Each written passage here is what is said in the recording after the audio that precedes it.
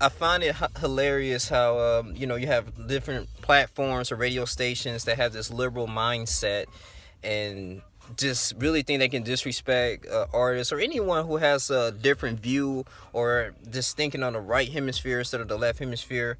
And actually, I'm sorry, left hemisphere more logically. And they pretty much going against the norm. And you probably say, Ronnie, what are you talking about? Or Youngling Jr., explain. So recently, if you guys follow the news, Kanye West supports Candace Owens. Now, I didn't know who Candace Owens was. Did a little research, checked up her resume, grew up in the upper middle class, sort of like me, and she's a conservative. She pretty much really believes in the Republican Party, and she only dates white men. And this is a whole uproar with the whole black community. Kanye West, he's promoting new music, and he's gonna get his sales. He's gonna promote his new sales up. He's collabing with Kid Cudi, and the Life of Pablo album. It did not flop, but he wanted to increase a little bit more. He wants to continue to stay relevant in the game. I believe he was always to be relevant in the game because he's a legend after the albums he had. But he basically said, I support Candace Owens, and he's going around allegedly saying he loves Donald Trump. He loves President Trump, and I don't think he really explained the reason why he loves Donald Trump. But I mean, you got Ebro and you got Laura and there's other co-hosts and the other workers on Hot 97 that has 1.1 million subscribers are really bashing Kanye West, saying no, he's a coon. He should have none respect. You guys shouldn't buy his album. He has no support.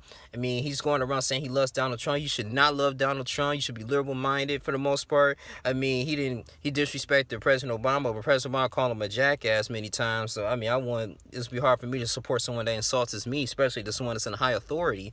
And they just going in on this man about his life. And now, don't get me wrong. I'm not saying you have to be a Trump supporter. I'm not one, but I'm a conservative. But they wasn't providing any facts. They was just really going off their emotions, and it kind of got me ticked off because I'm a huge Kanye West fan. Even if I'm not a fan of the Kanye West, if individual supports Trump, he has good concrete ideas like and reasons. I know some people in the hood that support him because reason being is he did something really great.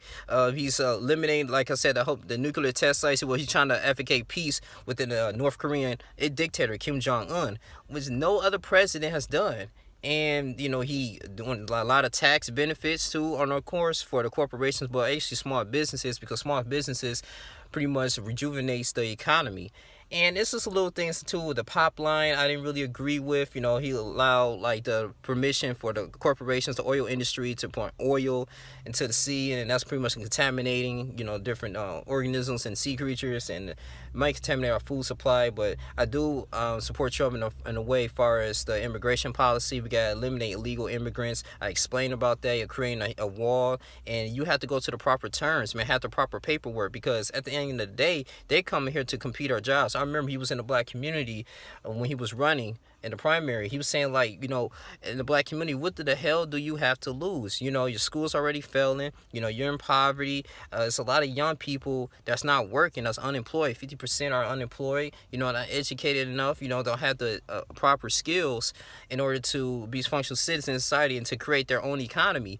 And it made you think, but in the realization, when President Obama was president, president of the United States, he really pretty much advocated things for the gays, and for the homosexuals. And the thing is, as black people, we allow him to do that. We didn't do anything to support our own. I mean, we didn't have no type of Black Alliance group. We didn't have any type of meetings. We didn't fund his campaign. And so the gays, that's why they're so powerful.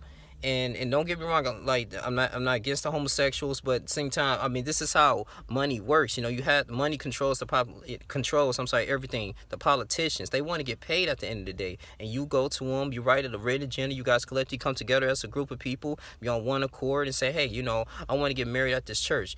I know you can have separation church and state, but if I going to a Baptist church or Methodist church and I want to marry a man, I should be able to do it. Or you're a woman, you want to marry a woman, I should be able to get turned down. I should have every right as a heterosexual. And that is very powerful. And and then we're gonna put some money behind it.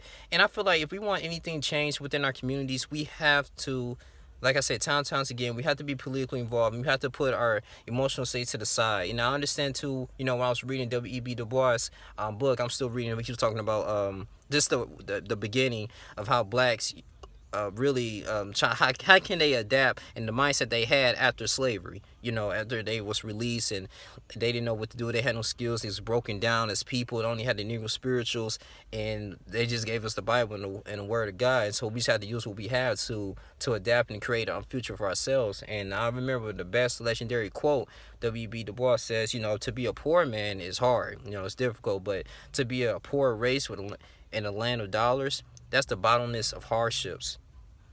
So not only that, individually it's hard, but as collectively as a group, you don't have no wealth, and you're in the wealthiest land in the nation, and systematically you built this over time, and you have nothing to show for it. That's really sad. You have no say in government, and it just made me put things in a different light, man.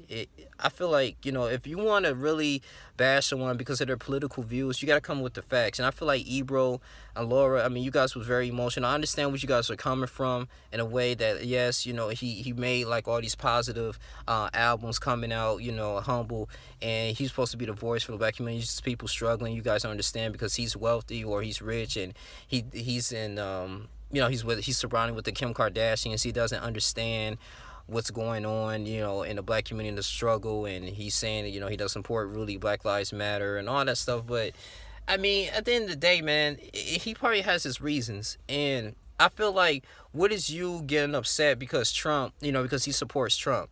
How's that going to help the black community? I mean, I don't know if you're doing anything in the community as well, but at the same time, I feel like you only can don't stress anything that you can't control. At the end of the day, I mean, I feel like this is just pointless news. This is a way for you just to Bible and gossip. And at the end of the day, I lost a lot of respect, man, from the platform. And it's ridiculous. I mean, I don't have a problem if he supports Candace Owens. That's just wrong. I mean, how's that's going to affect my life?